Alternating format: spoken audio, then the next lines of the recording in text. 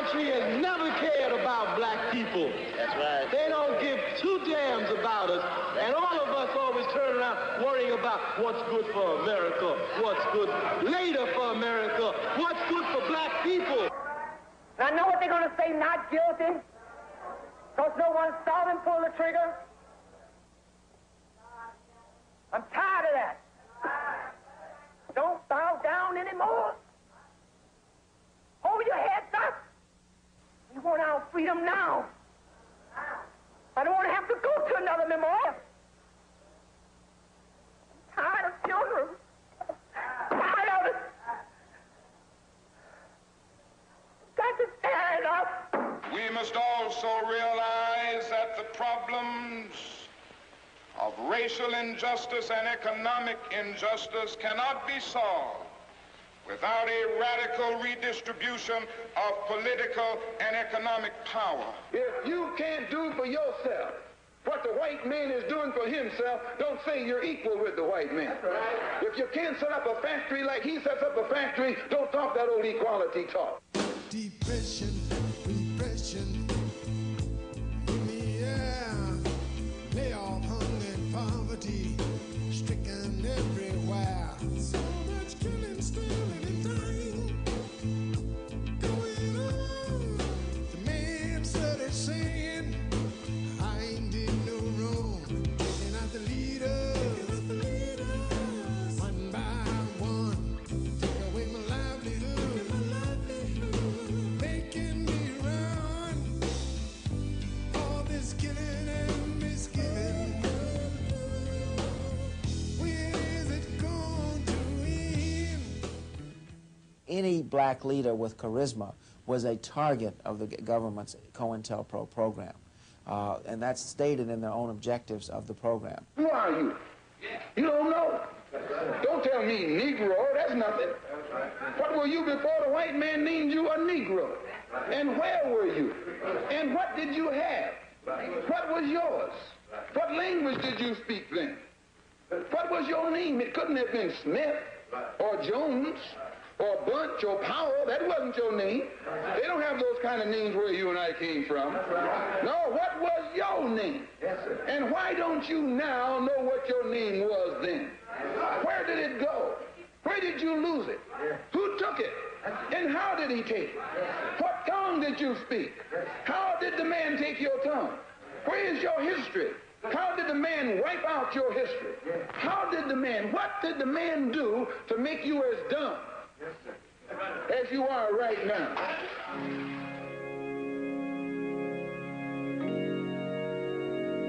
To kill the brother because he had began to take meaningful steps towards gaining the freedom for his people. He was taking steps to internationalize the black man's struggle and to take it to the United Nations, to take it diplomatically to the other countries around the world so that meaningful pressure could be brought to bear on the United States government and to force them to let his people go. We can't prove for sure that the FBI COINTELPRO program or an agent of the FBI actually killed Malcolm X. They were certainly trying to reach that end. They were articulating that goal, and they were taking steps in furtherance of that, trying to cause the exact same thing to happen which happened. So we can step back from it and say, regardless of their success, whether they were the ones who pulled the trigger, this gives us an idea of what their intent was, what they were willing to do, what their political viewpoint was, and what ends, and what unconstitutional and violent ends they were willing to adopt and use in order to reach their goal, which was to destroy progressive movements. Today I want to say to the people of America and the nations of the world that we are not about to turn around. Yes, sir. We are on the move now. Yes, sir. Yes, we are on the move, and no wave of racism can stop us. Yes, sir.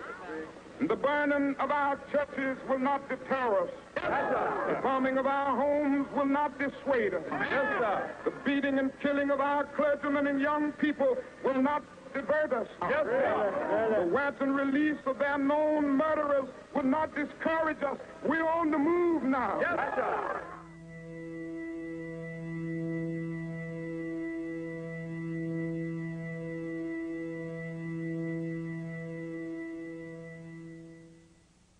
So again, we cannot say for sure that James Earl Ray was working for the FBI. What we can say for sure is that the FBI had an intent shown by their programs against Dr. King, showed by the document I talked about preventing the rise of messiahs like Dr. King, that they wanted that to happen, and that they had again taken very active steps to do that.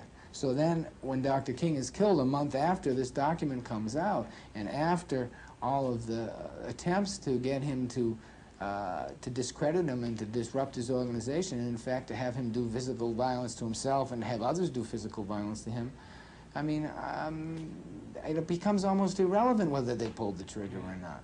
Because we know that they did pull the trigger on Fred Hampton. We have to defend ourselves. We intend to defend ourselves. We did so in the past, and we're going to do it today, and the day after that, and the day after that. Because only through this proper example of the self-defense and the proper example of retaliation, and by letting these people know that we move from some basic laws, that anything that goes down on oppressed people, on the part of the oppressor, it should be reciprocal. And in plain proletarian workers' language, it takes two to tango. As soon as these motherfuckers go, we go.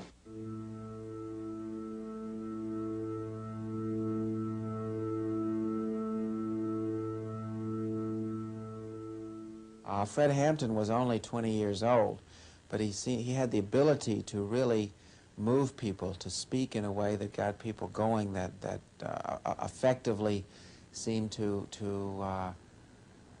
energize them.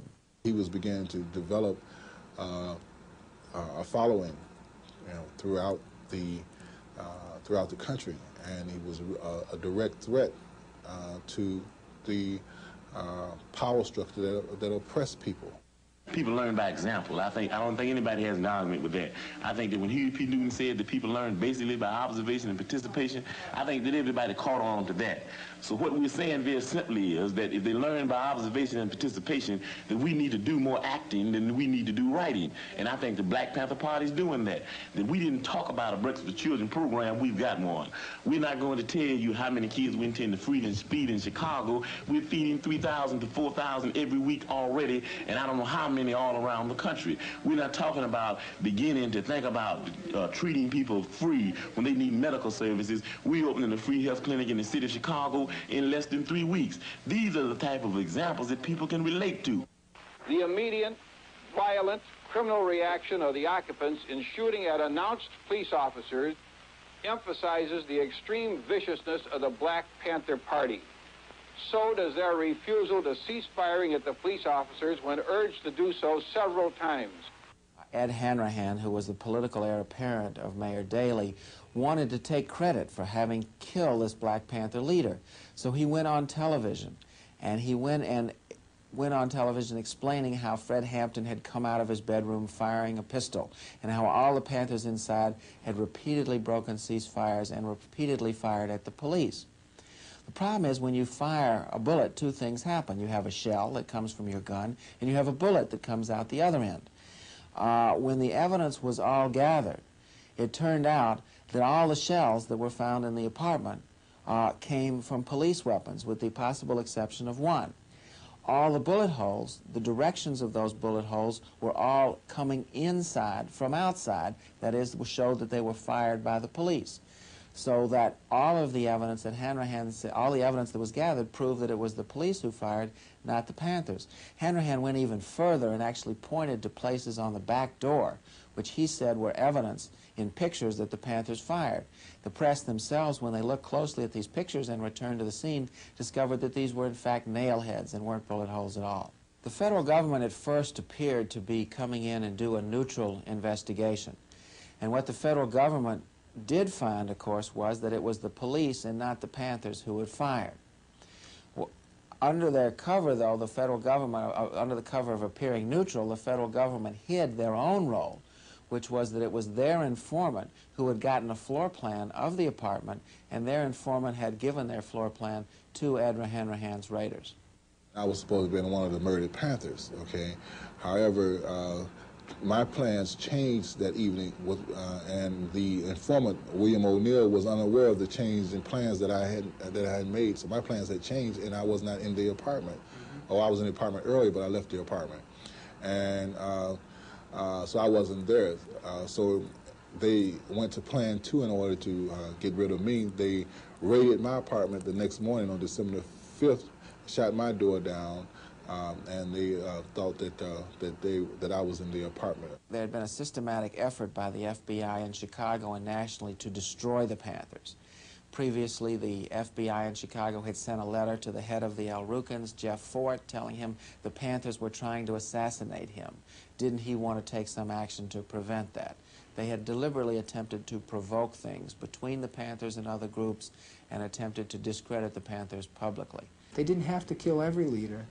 All they had to do was kill one of the most important and up-and-coming and messianic leaders who was doing what Fred Hampton was doing, to send the message to all those young folks, whether they be black or white or Latin or whatever, who wanted to get involved in the struggle, that these are, this is the game that you're getting involved in. We'll kill you in your bed. I think during different periods the government uses different tactics, you know, and sometimes their methods will be to publicly discredit groups, to jail people. We saw that sometimes with regard to the Wobblies, they actually did kill people. We saw with regard to the Communist Party, they frequently would jail people or attempt to ruin their reputations.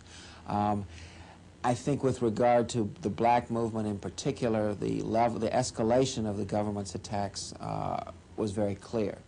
And I think assassination, setting people up for internecine rivalries which could lead to deaths, I think the government has shown a willingness to use any form of violence that it felt was necessary.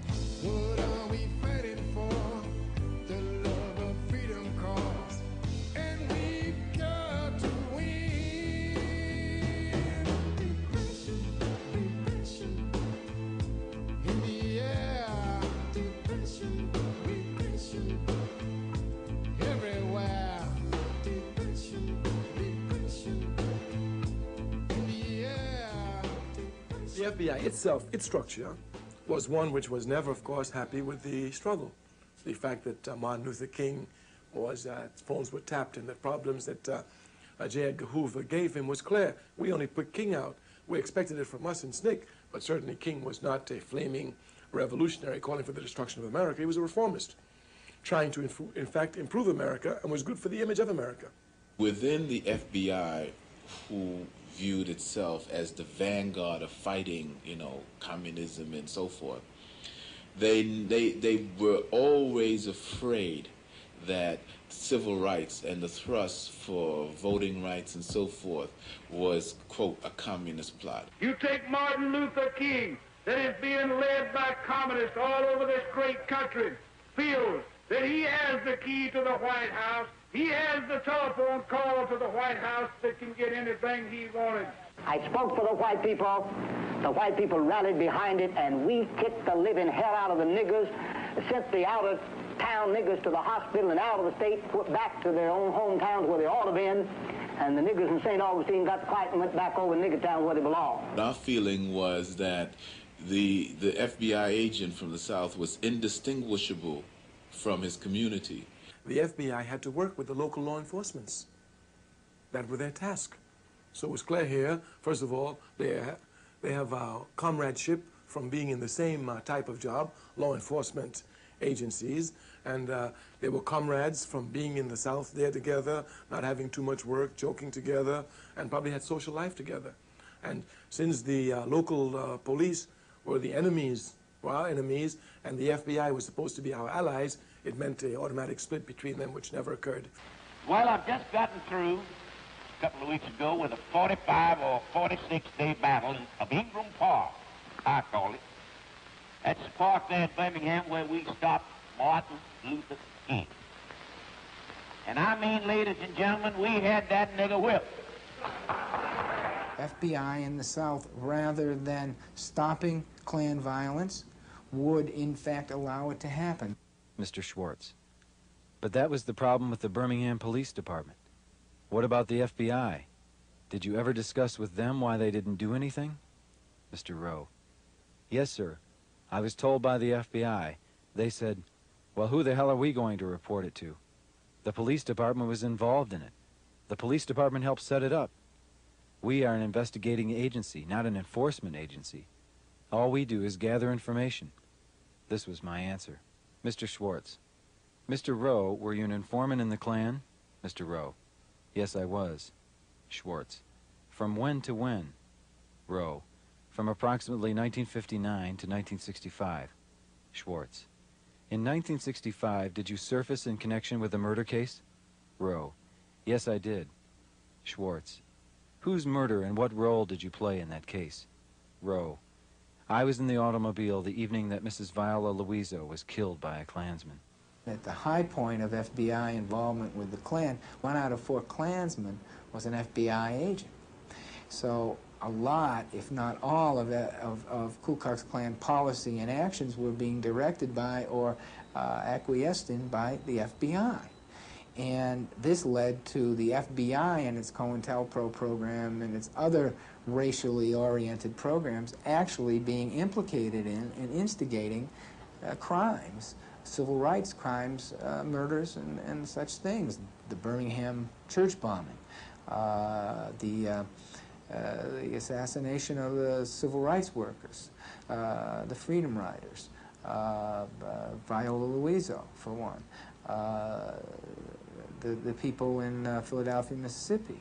That Rowe was involved in all of this, and he was an FBI informant. He's the one who pulled the trigger, or at least fired a shot in one of the incidents. He was involved in the bombing, and again, connected to the FBI. Hoover always felt that civil rights was a threat to the country. So not threat to the country. I don't believe he was a threat to the social order, to the order of things. And therefore, as the protector of not only, quote, the country, which he didn't believe that we were part of, but the order of things which he knew we weren't a part of, anything that threatened the order of things, he had a right to use tactics to destroy it. There was an explanation for why our housing was bad, our education was poor, our political power was limited, and that explanation was that we were held as colonial subjects within the United States. It's not a perfect explanation. It's an analogy to situations in Africa and in Asia that we could see that fit us. Therefore, colonialism had been denounced by the United Nations, and people were entitled to their independence, and they were justified in breaking out of that type of control. That was the basic American history. Police in our community couldn't possibly be there to protect our property because we own no property.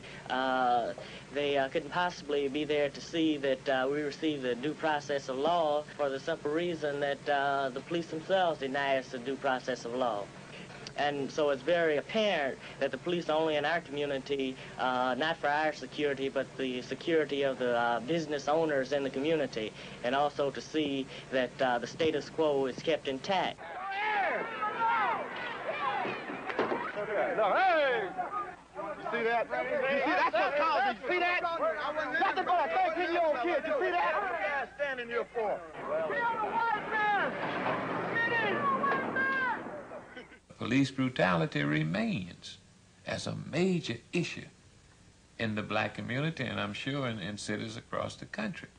And probably will remain, because if you just examine what the police department is, it is the military arm of the establishment. So what do you expect of it?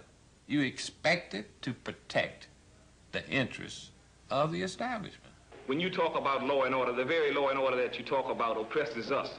So therefore, we are for the extermination of that law and order. And you have shown us clearly that we can only do it by being armed.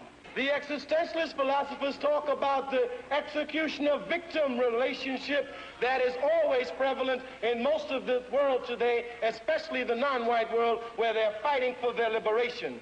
He says there are executioners and there are victims. The executioners are self-imposed. The victims begin to fight and agitate for their liberation. They use all type of means to get their liberation.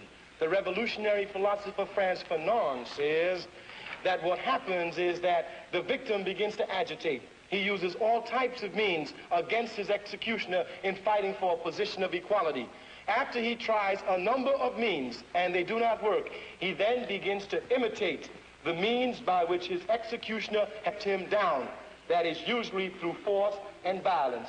He says, and then they begin to use it against them, breaking the one taboo that they've never been able to break, hitting back against the executioners, so that you ought not to be upset. If we are violent, the United States taught us very well how to be violent.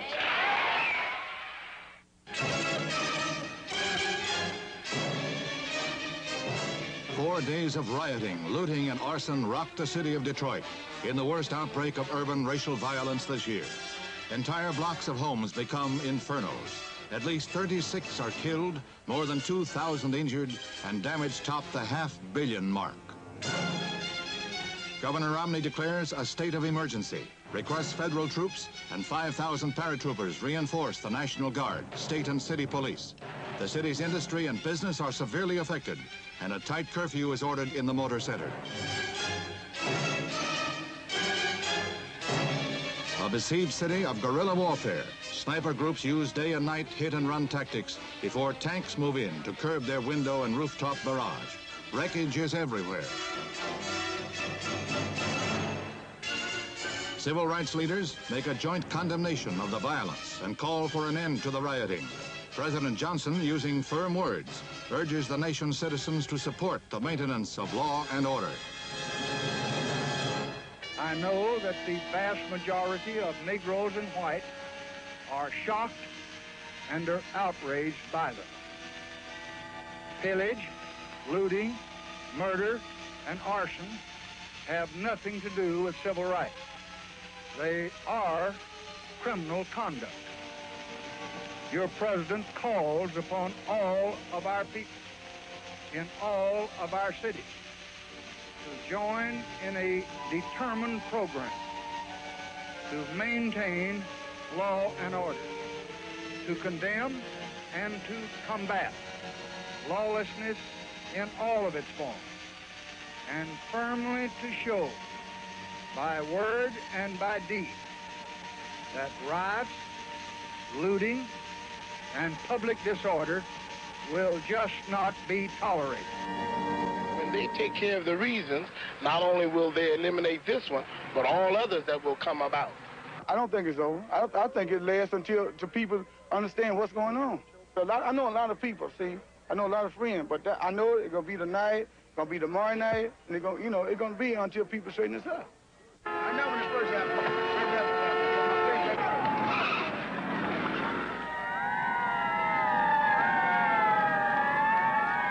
When black people begin to rebel, and you call it riots, we understand that those are not riots, those are rebellions. People are rebelling because of conditions and not because of individuals. No individual creates a rebellion. It's created out of the conditions.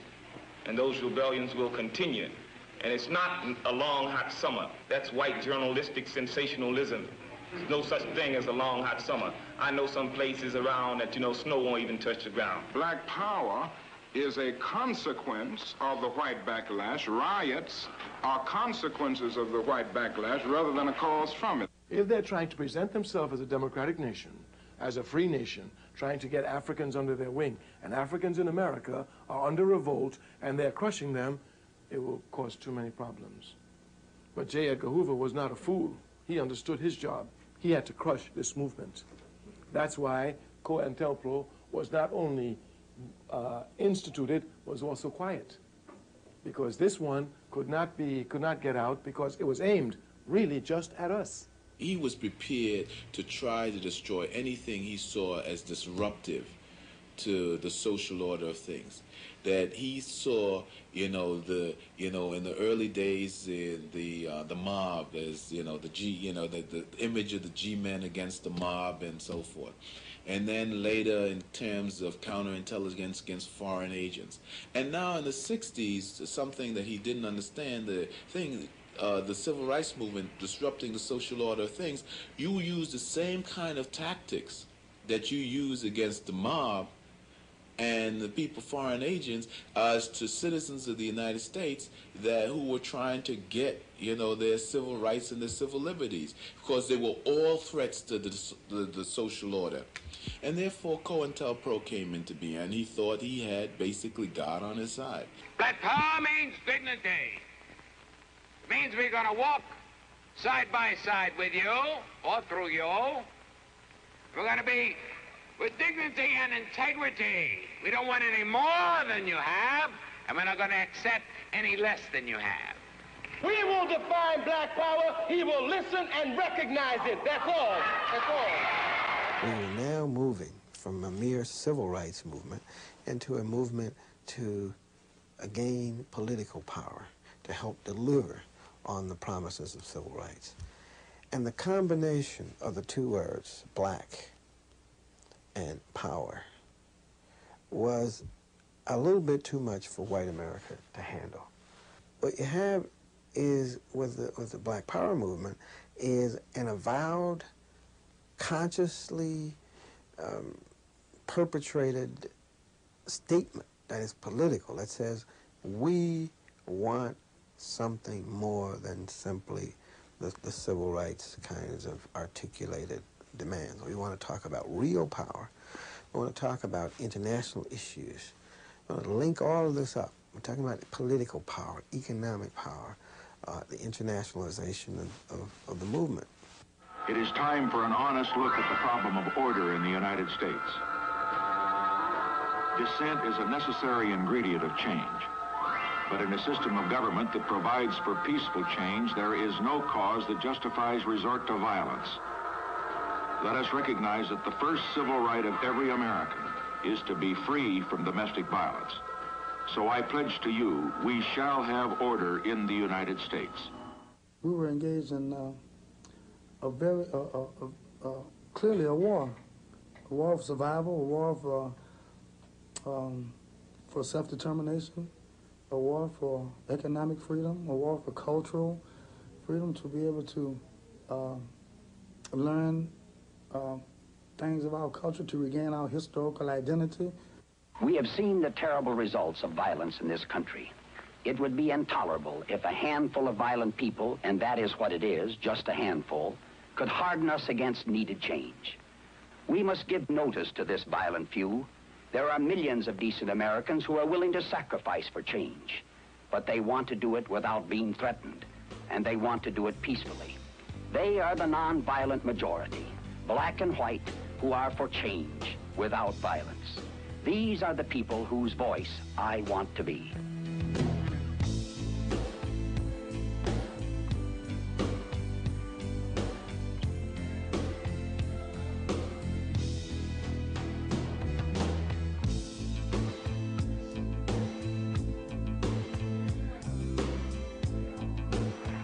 The question of whether or not violence is going to be used is not a question for the black community. It's a question for white America. Because white America is the one who's used violence. For 400 years, we have been the recipients of violence. We have never lynched, we have never shot, we've never burned a church, we've never beaten people, we've never taken them to jail. That is the question for white America. The real question is, can she civilize herself before we get ready to civilize her? So this particular time in Chicago, I'm going down 55th on Prairie, and I see the helicopter. I get out the car, and I'm looking, and some other people were looking too. And I look down, and I see the cops. They were all burly white cops. This is like in the ghetto area. And they own this young brother who's on the ground, and I noticed some other people around. But it's hard even to recall all that because my mind began to really, you know, it was like the whole thing changed. I saw Vietnam, I saw Bong San, Pleiku, Khantoum, all of these places that I'd been at, you know, Bamba Tui, July, Coochie or whatever. And they all began to like metamorphosize almost in my mind. And I heard the cop talk in terms of detainee. And then later on in Los Angeles and then in New York, I heard that again. They had begun to even use the language. And so that brought home a lot of reality to me in identifying the brother on the ground with the Vietnamese or the Viet Cong on him, in which we had just got through doing that too. And the helicopters, almost the identical thing, but now we were the VC. In America, black people are treated very much as the Vietnamese people or any other colonized people because we're used, we're brutalized. The police in our community occupy our area, our community, as a foreign troop occupies territory. And we're just not concerned about the Vietnam War per se. We are concerned about the survival of black people in this country, and that we cannot survive if we go fight some yellow man in Vietnam who ain't never called us nigger.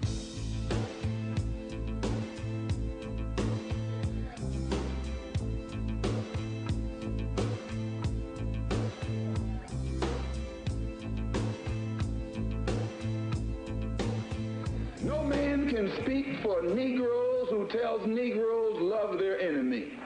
No man can speak for Negroes who tells Negroes turn the other cheek. No man can speak for Negroes who tells Negroes to suffer peacefully. There is no Negro in his right mind today who is going to turn the other cheek. Now, they felt that by murdering Malcolm X that they would also kill his ideas. But I'm here to tell you that Malcolm X's ideas would be stronger now than they were when he was alive. We want freedom. We want the power to determine the destiny of our black communities. We want full employment for our people. We want an end to the robbery by the capitalists of our black community. We want decent housing, fit for shelter for human beings. We want education for our people that exposes the true nature of this decadent American society. We want education that teaches us our true history and our role in the present-day society. We want all black men exempt from military service, and we want immediate end to police brutality and murder of black people. We want freedom for all black men held in federal, state, county, and city prisons and jails. We want all black people, when brought to trial, to be tried by a jury of their peer group. Our people from their black communities as defined by the Constitution of the United States. We want land, bread, housing, education, clothing, justice, and peace.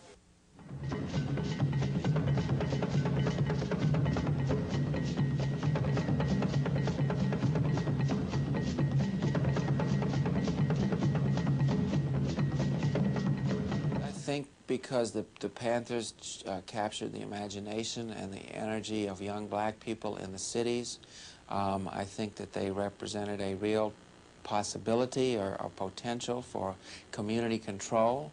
I think that the government had, we saw the riots that occurred after Martin Luther King was assassinated in 1968. And I think this government saw that within its own population there was a potential for a real rebellion.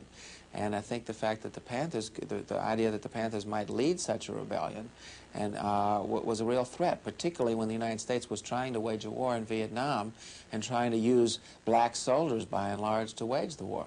They wanted to dismiss us as being a street gang. Well, we certainly were not a street gang. The threat was that we were a group of young people who were committed to organize into a political power base the poor and oppressed people throughout this country. When you live in a class society, the upper classes, they're in constant fear of what they call the lower classes. The Panthers wanted to explode the myth of the docile black who would turn the other cheek and say, no, we won't turn the other cheek. As a matter of fact, if you try to shoot me, I'm going to shoot back, and if you got your gun and I got mine, so therefore, if you wanted to aggress upon me, then whereas I'm not a natural and an aggressor, that I would defend myself to the hilt, and that's what we were attempting to do. Well, actually, the Black Panther Party in total was a very American phenomenon. It was very similar analytically to the Minutemen, historically, a group of local citizens who rose up to defend their community against aggression, which is what the Black Panther Party conceived itself as, defending the community that blacks lived in from aggression from police forces who were hostile. We said move to a higher level. We're moving to a level whereby the people are going to take over control of their destiny. They're going to take over control of their community. And the first way of doing this is dealing with the most integral part of the fascist three-way oppression. We say demagogic lying politicians and avaricious greedy businessmen, and we say fascist pig cops. But the one that's most evident, the one that's closest, the one that's more clear, the one that's more defined in the black community is those fascist pig cops. So what we are saying is, if the people can deal with these fools, then we would have taken a revolutionary step, a revolutionary leap, I should say. So that's the program that we think is going to move things to a high level. It's going to raise some contradictions. It's going to cause some antagonistic contradictions. We're prepared to deal with them, and we think the people are prepared to deal with them. We constantly and at all times criticized and condemned racism. We always worked with other organizations. We never used color as the basis of our criticism. We talked about power to the people, and that was very fundamental. That is what essentially democracy is supposed to be about. But the media wanted to portray the Black Panther Party as something that white people would be afraid of. Therefore, it portrayed it as a all-black organization that hated white people and wanted to use violence against white people. But once you have that idea of an organization, then anything they say is bad, and anything that can be done to them is okay. Well, you see, the media has played its traditional role. The white-owned, white-controlled media has played its traditional role back then and today. And their traditional role is to maintain the status quo. Status quo meaning white folks on top, black people on the bottom. So the media did the interpreting of what was going on. And they interpreted everything in the light of how it would impact upon the maintenance of the status quo. Still do it. So you can see that there is a correlation between the type of illegal and subversive COINTELPRO actions that the FBI wanted to mount against the party and the image that was created in the media of the party. It's okay to do these things to a group of bad guys. The slave master never liked the slave to get in a defensive position. He's called an uppity nigger and he's lynched. But when you begin to study ways in which to thwart this genocide, these genocidal wars, and come up with ideas, logical ideas, ideas that will work, then you become the greatest threat to the internal security of the United States. And if that organization is the greatest threat, then this militant, military apparatus is up for grabs. It's fair game. All is fair in war and love and war. So you get a COINTELPRO, a completely illegitimate thing, and it's thrown at you, and you say, well, you can't cry. You know this is a war. And that program was intended to be run secretly. It was intended to be run as a counterintelligence program would be run against, say, Soviet spies, that you spread false information about and among the black group so that they would shoot each other. Well, in California, there was a rivalry between the Black Panthers and a group called U.S. United Slaves. And documents now show that that materials were sent and information given to the United Slaves in an effort to get them to make an attack on the Panthers. And in fact, there was an attack made and 2 Panthers were killed. The FBI would get hotel stationery, type a letter saying that Connie had met with Huey and David, and they were really hostile toward Eldridge, and he should be very careful about how he deals with them. And it would be, the signature would be C. Then Connie would get back to Algiers and tell us about her meeting. We already had this letter. And then she'd say, but I didn't send you that letter. So then we'd say, oh, she's lying. In one situation, the FBI used a fugitive named George Sams, and they chased him across the country. And they would raid each Panther office just as he left, but they would use his supposed presence there as an excuse. So the government made it very crucial to their success that it looked as if these things just happened by accident. There was no connection between the plan of the FBI and the fact that so many Panthers were arrested, so many of them went to trial, so many of them marriages broke up, so many terrible things happened. However, when these things are happening to you, you know it's not an accident. You know it's not random. We knew at the time there was a conspiracy. We knew it was planned. We knew it was coordinated. We just had no idea how sophisticated the plan plan or how sophisticated the coordination was, and or the collaboration between the various agencies. We didn't know it was called COINTELPRO, that involved the Department of Defense, it involved the White House, it involved the CIA and the FBI in coordination. We didn't know all that, but we knew they were doing these things against us. They were doing them deliberately, and we knew that they were wrong. They were able to put a cover on the movement as best as they saw fit through COINTELPRO, and the best way was to keep it quiet. Even today, don't talk about it, because it still exists.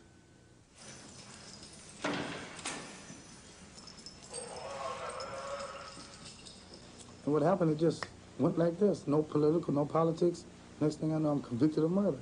They knew that they had this unsolved murder, and what we were told was that if, in fact, Pratt was not convicted in the shootout trial, which, in fact, he wasn't, then they had to come up with something else. They weren't going to let him out of jail. And like I said, I hadn't thought much of it because I was charged with the Tate LeBlanc murders before Charles Manson was charged with it. You know, because they had off the pig on the wall in blood. They picked me up for that before they even suspected Charles Manson. That'll give you an idea of how often I would be picked up and detained.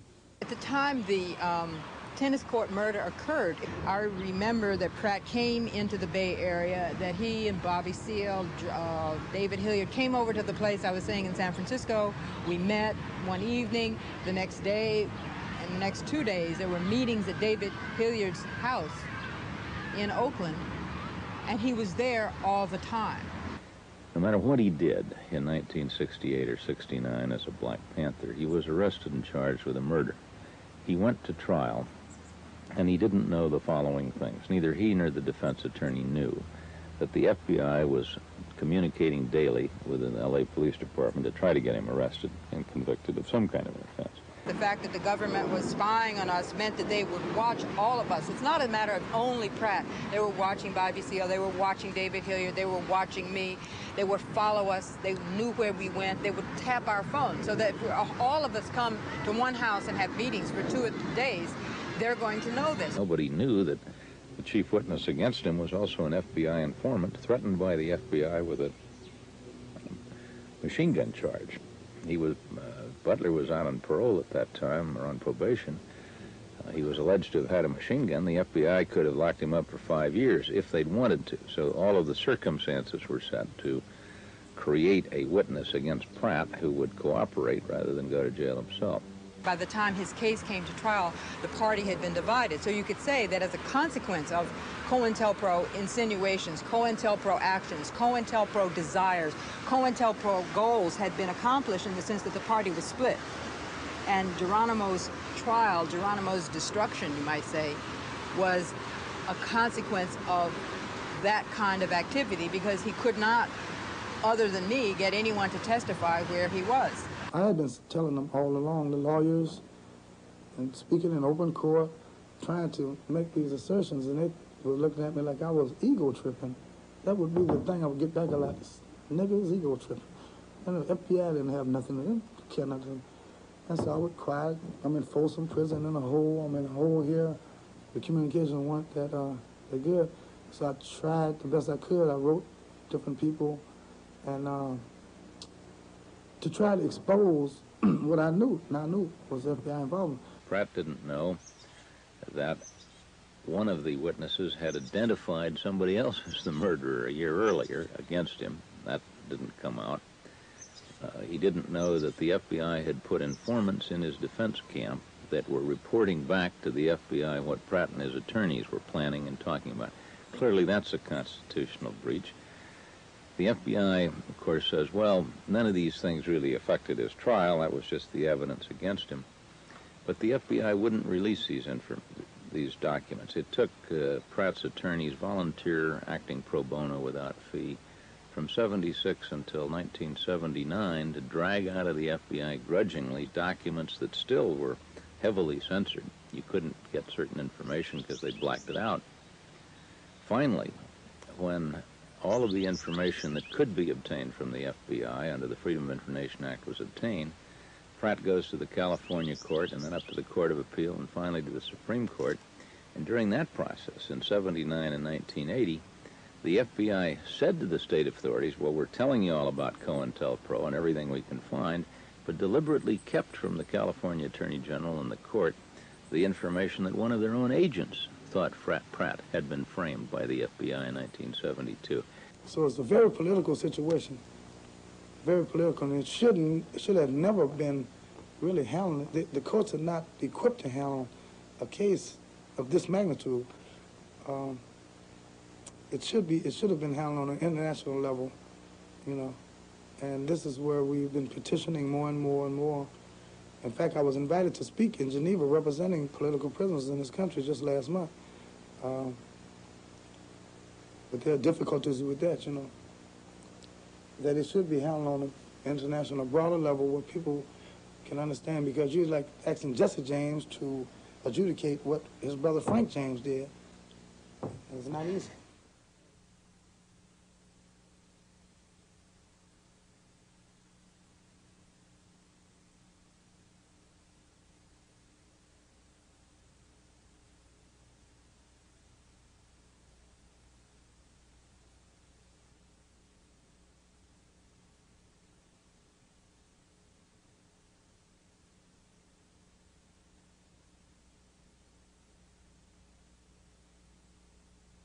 In spite of the fact that J. Edgar Hoover is no longer with us, we have some J. Edgar Hoover types,